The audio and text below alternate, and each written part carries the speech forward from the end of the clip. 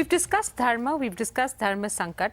Both the Mahabharata and the Ramayana sort of talk of many different instances of what is the road to dharma, the principle, and what constitutes dharma sankat, right? We have a very interesting question in from Ajay Piramal referring to both these great books and what he draws from them. What are the learnings that we can get to apply in the modern world from the Mahabharata and also from the Ramayana? And sometimes on first reading, it looks that there are several contradictions into what is said in Mahabharata and what is said in Ramayana. Can you just explain that to us? You see, Ramayana and Mahabharata are both considered itihas.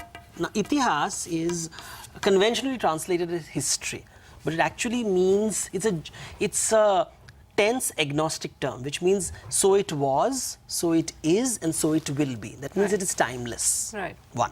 Second is, let's look at the Ramayana and the Mahabharata. They exist in two different contexts, so they cannot be seen as equals. And that's the mistake. The Western mind forces us to look at them as equal why don't books. the two communicate the same message thing? Because to us? you see, you are standardization, obsessed with standardization. But हमारा क्या स्वादानुसार है?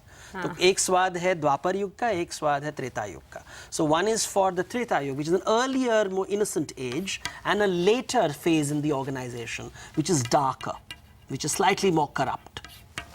Okay. Now, if I have to do the principle of dharma again, just to revise, you have got 0, plus, minus, 0, animal instinct. Right. This is exploitation, this is empathy. Right. Dharma is here, adharma is here. Right. Now let's do a simple 2x2 matrix to understand the Ramayana and Mahabharata. So you have rules on one side.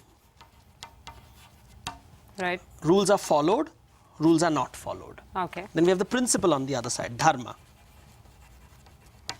Dharma is upheld, dharma is not upheld. Right. Now look at the Ramayana. In Ramayana, dharma is upheld and rules are upheld at the same time. So you have Ram.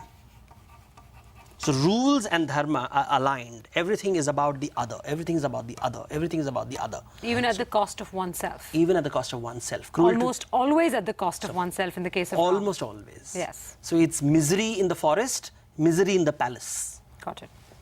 His opposite is the great alpha male, which somehow people seem to like today, tells you about the times, is Ravan. No dharma, no rules. No rules, no dharma. Your wife is my wife. Right. And I'm an animal. Even my son dies, I will not let go of my little toy. My brothers die, I will not let go of my little toy. That's Ravan. Now look at this same thing. Rules are broken, bending, and Krishna always bending the rules, breaking the rules. But the principle is intact. It's always for the other. Okay. Now let's look at the most favorite character, Duryodhana. He never breaks the rule. But he's constantly violating the principle. He's constantly violating the principle. He is holding the letter of the law, never the spirit of the law. Okay. This is the spirit. This is the letter. This is the belief. This is the behavior. He's a pretender. Where does Yudhishthir fit in all of this? Yudhishthira is someone struggling to be Ram. He moves from here to here. This is the journey of Yudhishthira with the help of Krishna. You see, his honesty is about rules. He's not realizing it's not about rules, it's about principles. Right. Mahabharata is the story of focus on the principle. You say, so when a woman is being disrobed, everybody is discussing legal matters. Is it okay or not okay to disrobe her? I mean, grow up. This is Bhishma and Drona watching a woman being disrobed, and they are supposed to be very educated people, and they are not doing anything. This brings me to a very interesting issue. You said that the Ramayana comes from an older age, an age of more innocence. The Mahabharata comes from a darker age. Yes.